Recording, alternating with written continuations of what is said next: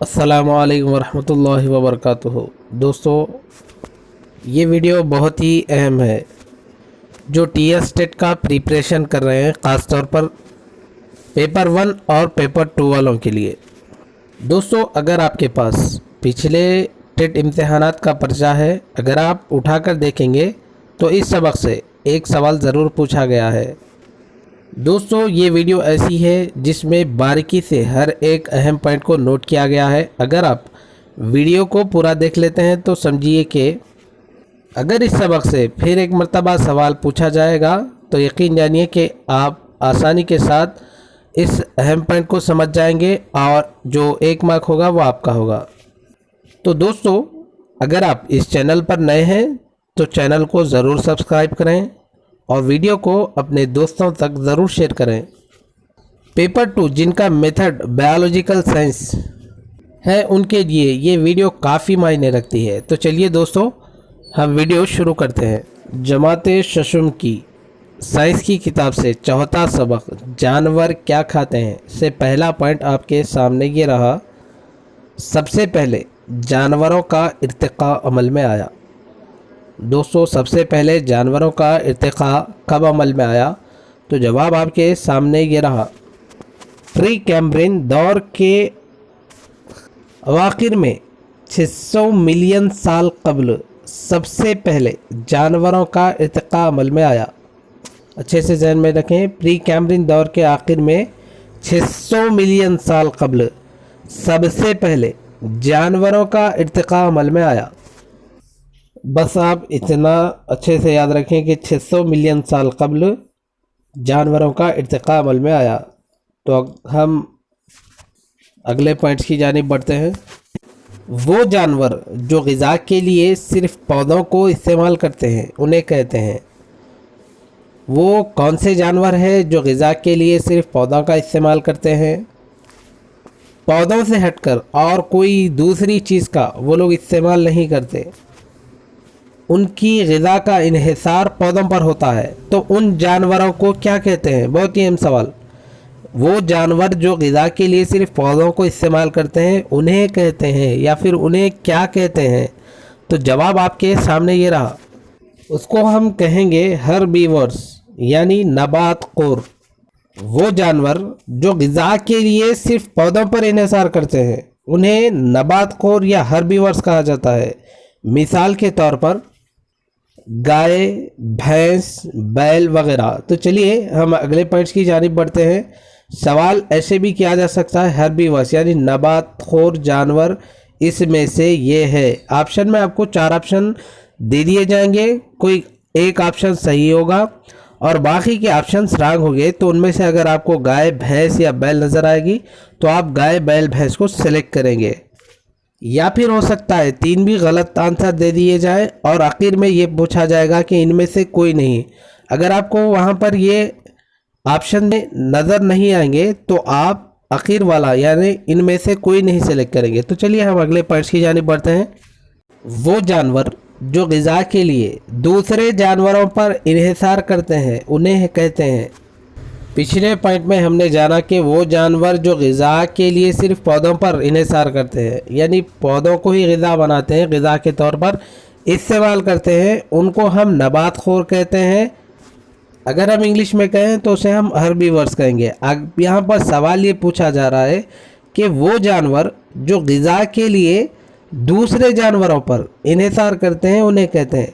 पहले पॉइंट्स में हमने जाना कि वो जानवर जो ग़िज़ा के लिए सिर्फ पौधों को इस्तेमाल करते हैं उन्हें हम नबात खोर कहते हैं। अब यहाँ पर सवाल ये है कि वो जानवर जो ग़िज़ा के लिए दूसरे जानवरों पर इन्हिसार करते हैं उन्हें कहते हैं, या फिर उन्हें क्या कहते हैं? जवाब आपके सामने ये रहा। गोश्त खोर, उसको हम इंग्लिश में कहेंगे कार्निवोरस। ऐसे जानवर जो ग़िज़ा के लिए दूसरे जानवरों पर इन्हिसार करते हैं उन्हें हम गोश्त खोर कार्निवोरस कहते हैं, कहा जाता है। मिसाल के तौर पर लोमड़ी, शेर वगैरह वगैरह। दोस्तों, सवाल किस तरीके से भी पूछे जाएं, आप अच्छे से जवाब को याद रखें तो आपको आसानी होगी कि आप कौन सा ऑप्शन सेलेक्ट करें। तो चलिए अगले पॉइंट्स की जानिब हम बढ़ते हैं। ऐसे जानवर जो अपनी ग़िज़ा पौधों और जानवरों से हासिल करते हैं उन्हें कहते हैं। बहुत ही अहम पॉइंट है, आप इसको अच्छे से ज़हन में रखें। दूसरे पॉइंट में हमने जाना था कि वो जानवर जो ग़िज़ा के लिए सिर्फ पौधों को इस्तेमाल करते हैं। तीसरे पॉइंट में हमने जाना कि वो जानवर जो ग़िज़ा के लिए दूसरे जानवरों पर इन्हिसार करते हैं। अब यहाँ पर बहुत ही अहम सवाल, ऐसे यानी पहले पॉइंट में हमने देखा कि पौधों का इस्तेमाल किया जा रहा है जानवरों के ज़रिए यानी ग़िज़ा के तौर पर। दूसरे पॉइंट में हमने जाना कि ग़िज़ा के लिए दूसरे जानवरों पर इन्हिसार किया जा रहा है। किसके ऊपर? जानवरों के ऊपर। अब यहाँ पर तीसरे पॉइंट में ये बात बताई जा रही कि ऐसे कौन से जानवर हैं जो ग़िज़ा के तौर पर पौधों और जानवरों पर या फिर कहें जानवरों से ग़िज़ा हासिल करते हैं, उन्हें हम क्या कहेंगे? दोस्तों सवाल को फिर एक मर्तबा देखें कि ऐसे जानवर जो अपनी ग़िज़ा पौधों और जानवरों से हासिल करते हैं उन्हें कहते हैं या फिर उन्हें क्या कहते हैं? जवाब आपके सामने ये रहा, हमाखोर। उसको हम इंग्लिश में कहेंगे ओमनिवरस हमाखोर। इसको आप अच्छे से ज़हन में रखें कि ऐसे जानवर जो अपनी ग़िज़ा पौधों और जानवरों से हासिल करते हैं उन्हें हम हमाखोर ओमनिवरस कहते हैं। आप इसको यूँ समझें कि ग़िज़ाई एतबार से तमाम हैवानात को 3 ज़मरों में तकसीम किया गया है: गोश्तखोर, नबातखोर और हमाखोर। गोश्तखोर उन्हें कहेंगे जो दूसरे जानवरों को अपनी ग़िज़ा के तौर पर इस्तेमाल करते हैं। नबातखोर उन्हें कहेंगे जो अपनी ग़िज़ा पौधों से हासिल करते हैं। और हमाखोर हम उन्हें कहेंगे जो पौधों और जानवरों से ग़िज़ा हासिल करते हैं। तो चलिए अगले पॉइंट्स की जानिब बढ़ते हैं। अगला पॉइंट देखें, जानवरों को तकसीम किया जाता है या फिर जानवरों को तकसीम किया गया है। जवाब आपके सामने ये रहा, 6 ग्रोह में जानवरों को 6 बुनियादी ग्रोह में तकसीम किया गया है, जो कि गैर फ़िक्री, मछलियाँ, जलथलिए, हवाम परिंदे और पिस्तानियों। आप इसको अच्छे से जहन में रखें कि जानवरों को 6 ग्रोह में तकसीम किया गया है। तो चलिए अगले पॉइंट्स की जानिब बढ़ते हैं। ये जानवर अपने दौरे हयात में एक ही मुकाम पर साकित रहता है। दोस्तों वो कौन सा जानवर है जो अपने दौरे हयात में एक ही मुकाम पर साकित रहता है? तो जवाब आपके सामने ये रहा, स्पंज। स्पंज एक ऐसा जानवर है जो अपने दौरे हयात में एक ही मकाम पर साकित रहता है। तो चलिए अगले पॉइंट्स की जानिब हम बढ़ते हैं। अगला पॉइंट आपके सामने ये रहा, कुत्ते ग़िज़ा हासिल करने के लिए अपने इस हिस्स को इस्तेमाल करते हैं। दोस्तों आपने देखा होगा कि अक्सर जानवर ग़िज़ा को मुसलसल इस्तेमाल करते हैं, लेकिन इसके लिए पहले उन्हें ग़िज़ा ढूंढना पड़ता है। इसके लिए वो बू, बसारत, सुनना, मज़ा और छूना जैसी हिसासियत का इस्तेमाल करते हैं। बाज़ जानवर ऐसे भी होते हैं जो दूसरे हिसासियत की बनिस्बत अपनी किसी एक हिस्स पर बहुत ज़्यादा इन्हिसार करते हैं और उन जानवरों में ये हिस्स इनमें बहुत ज़्यादा नमो याफ्ता होती है। तो दोस्तों अब यहाँ पर सवाल ये है कि कुत्ता ग़िज़ा हासिल करने के लिए अपने एक हिस्स का इस्तेमाल करता है, वो कौन सा हिस्सा है? तो जवाब आपके सामने ये रहा, सूंघने। सूंघने की हिस्स की सलाहियत से कुत्ता ग़िज़ा हासिल करने में कामयाब होता है। तो चलिए अगले पॉइंट्स की जानिब हम बढ़ते हैं। गिद्ध ग़िज़ा हासिल करने के लिए अपने इस हिस्स को इस्तेमाल करते हैं। गिद्ध जो है ग़िज़ा हासिल करने के लिए अपने वो कौन से हिस्स का इस्तेमाल करता है जिससे कि वो ग़िज़ा हासिल करता है? तो जवाब आपके सामने ये रहा, बसारती यानी देखने की सलाहियत। आपने देखा होगा कि गिद्ध जो काफ़ी ऊंचाई पर उड़ान भरते हैं, उसके बावजूद भी ज़मीन पर मौजूद ग़िज़ा को तलाश कर लेते हैं बसारती हिस्स की मदद से। तो चलिए अगले पॉइंट्स की जानिब बढ़ते हैं। अगला पॉइंट आपके सामने ये रहा, चमगादड़ ग़िज़ा हासिल करने के लिए अपने इस हिस्स को इस्तेमाल करते हैं। हमने जाना कि कुत्ते सूंघने की हिस्से को इस्तेमाल करते हैं और गिद्ध जो है बसारती यानी देखने की हिस्से को इस्तेमाल करते हैं। अब यहाँ पर सवाल ये है कि चमगादड़ ग़िज़ा हासिल करने के लिए अपने कौन से हिस्से को इस्तेमाल करते हैं? जवाब आपके सामने ये रहा, समाअत यानी समाअत के हिस्से का इस्तेमाल करते हुए चमगादड़ ग़िज़ा हासिल करने में कामयाब होता है। तो चलिए अगले पॉइंट्स की जानिब हम बढ़ते हैं। ایک کیڑا جو دوسرے کیڑوں کو بطور غذا استعمال کرتا ہے، یعنی ایسے کیڑے بھی موجود ہیں جو دوسرے کیڑوں کو بطور غذا یعنی غذا کے طور پر استعمال کرتے ہیں، انہیں ہم کیا کہتے ہیں؟ جواب آپ کے سامنے یہ رہا، پونڈ اسکیٹر۔ اگر آپ کسی چھوٹے تالاب کے قریب جائیں گے تو وہاں پر آپ کو پونڈ اسکیٹر کا مشاہدہ یا پھر منظر دیکھنے کو ملے گا کہ وہ کتنی تیزی کے ساتھ تالاب میں گرے ہوئے حشرات کو پکڑنے کے لیے ایک مقام سے دوسرے مقام تک کتنی تیزی سے حرکت کرتا ہے۔ آپ پونڈ اسکیٹر کو یوں سمجھے کہ پونڈ اسکیٹر ایک ایسا کیڑا ہے جو دوسرے کیڑوں کو بطور غذا استعمال کرتا ہے، اور اس کے ساتھ ساتھ آپ یہ بھی یاد رکھیں کہ پانی میں پیدا ہونے والی ان چھوٹی لہروں کو بھی محسوس کر لیتا ہے جو کسی دوسرے کیڑے کی جانب سے پانی کی سطح پر پھنس جانے اور اپنی جان بچانے کی خاطر پیروں کو پانی کی سطح پر تیزی سے ہلاتا رہتا ہے۔ آپ کو تو بس یاد یہی رکھنا ہے کہ ایک کیڑا جو دوسرے کیڑوں کو بطور غذا استعمال کرتا ہے اس کو ہم پونڈ اسکیٹر کہتے ہیں۔ تو چلیے اگلے پوائنٹس کی جانب ہم بڑھتے ہیں۔ اگلا پوائنٹ آپ کے سامنے یہ رہا، آج تک پستانیوں کی اتنے انواع زندہ ہیں۔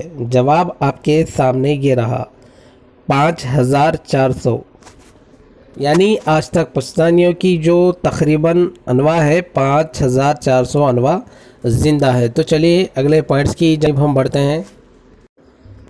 اگلا پوائنٹ آپ کے سامنے یہ رہا، آج تک کا سب سے بڑا زیادہ زندہ موجودہ جانور ہے، یعنی آج تک کا سب سے بڑا زندہ موجودہ جانور کون سا ہے؟ تو جواب آپ کے سامنے یہ رہا، نیل وہیل سب سے زیادہ بڑی زندہ موجودہ جانور ہے، یا پھر نیلی وہیل سب سے زیادہ بڑی زندہ موجودہ جانور ہے۔ تو چلیے اگلے پوائنٹس کی جانب ہم بڑھیں گے۔ اگلا پوائنٹ دیکھیں، کوے اور گدھ عام طور پر بیکار سڑی گلی غذائی مادوں کو استعمال کرتے ہیں، اس لیے انہیں کہا جاتا ہے۔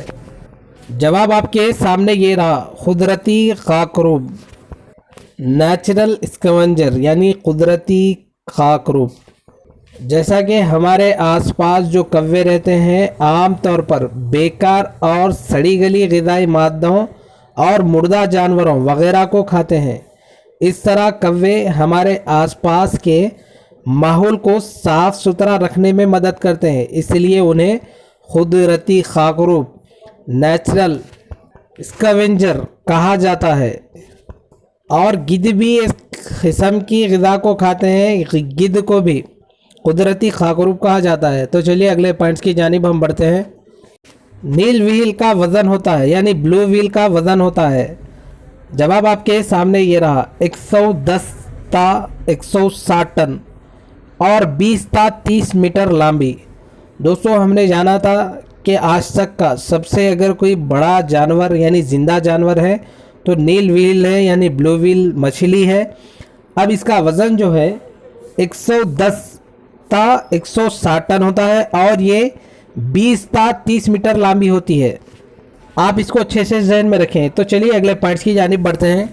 اگلا پوائنٹ آپ کے سامنے یہ رہا، اس کے دانت پانی سے غذا حاصل کرنے کے لیے بطور فلٹر کا کام کرتے ہیں۔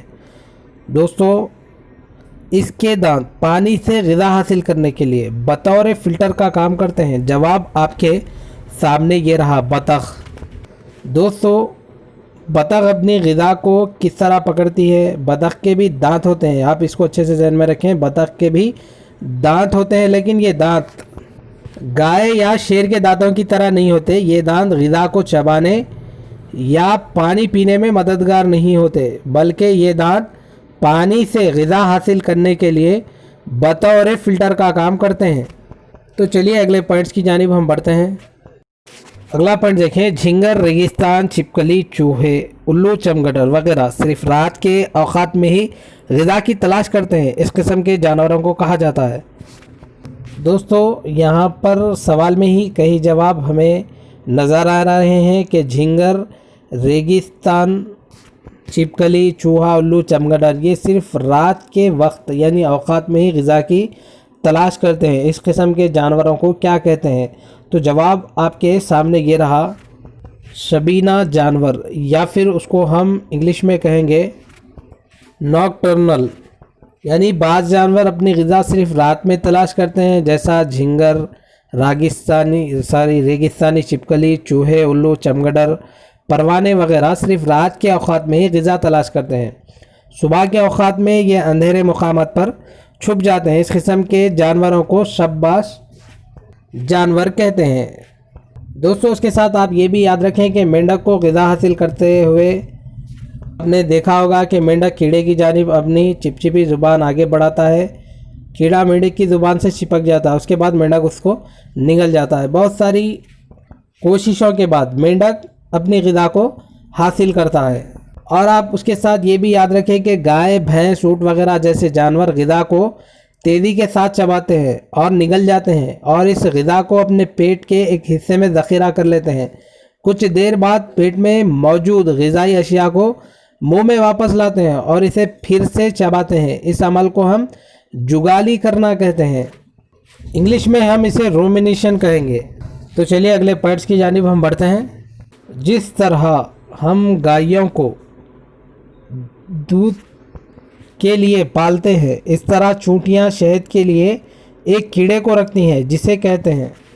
दोस्तों, हमने जाना था कि चूंटियां कई कामों को अंजाम देती हैं। इन काम को अंजाम देने के लिए चूंटियां एक बड़ी फ़ौज होती है, यानी चूंटियों की बड़ी फ़ौज होती है। इनमें कई किस्म की चूंटियां होती हैं। इनमें आमतौर पर मज़दूर, सिपाही, मादा और नर चूंटियां होती है। मज़दूर चूंटियां कॉलोनी के दूसरी चूंटियों के लिए ग़िज़ा जमा करने और ज़ख़ीरा करने के अलावा दूसरे कई काम अंजाम देती हैं। जिस तरह हम गायों को दूध के लिए पालते हैं, उस तरह चूंटियां शहदनुमा चीज़ के लिए एक कीड़े को रखते हैं जिसे हम क्या कहते हैं। जवाब आपके सामने ये रहा, एफिड।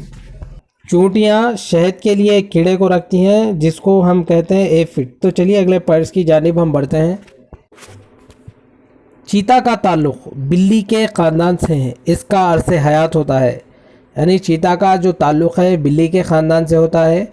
उसका अरसे हयात देखें 12 था 17 साल। चीता के ख़ानदान से ताल्लुक़ रखने वाला रुकन है, यानी चीता बिल्ली के ख़ानदान से ताल्लुक़ रखने वाला रुकन है। इसका अरसे हयात 12 था 17 साल के दरमियान में होता है। तो चलिए अगले पॉइंट्स की जानिब हम बढ़ेंगे। अगला पॉइंट आपके सामने ये रहा, परिंदे फ़िक्रवी जानवर है। इन सब में पाई जाती है रीढ़ की हड्डी। दोस्तों, जवाब अच्छे से ज़हन में रखें। परिंदे फ़िक्रवी जानवर होते हैं, इन सब में रीढ़ की हड्डी पाई जाती है। तो चलिए अगले पॉइंट्स की जानिब हम बढ़ेंगे।